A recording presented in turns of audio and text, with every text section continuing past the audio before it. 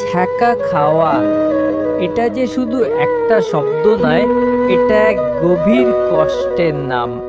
মানুষ কখনো ছ্যাঁকা খায় না, আসলে তারা হারায় মিথ্যা ভালোবাসার কাছে। প্রিয় মানুষটার সাথে কথা না বললেও থাকা যায়, কিন্তু তাকে না ভেবে থাকা যায় না কিছুতেই। ভালোবাসা এমনই হয়, দেখতে ভালো লাগে কিন্তু কষ্ট দেয় চুপচাপ।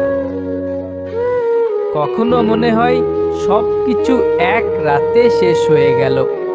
যে মানুষটাকে সবচেয়ে বেশি মনে হবে, সে একদিন কি মুখ ফিরিয়ে নিবে।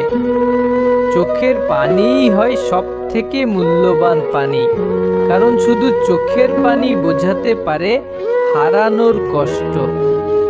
তুমি ছিলে আমার সকালের আলো, এখন শুধু অন্ধকার। ভালোবাসা দিয়ে হৃদয়ে রঙালাম, তুমি দিলে শুধু অশ্রু। বুকটা এখন শূন্য, কাটলো অনেক রাত। আশার দ্বীপ নেবে গেছে, কষ্টের ঝড়ে ভেসে গেছে হৃদয়। এই হলো ছ্যাঁকা খাওয়ার গল্প। প্রতিটা ভালোবাসার পাশে একটা দুঃখের ছোঁয়া, তবুও জীবন চলবে। হারিয়ে যাওয়া ভালোবাসার স্মৃতি নিয়ে শুধু বিশ্বাস রাখতে হবে, ভালো কিছু আসবেই আবার নতুন করে।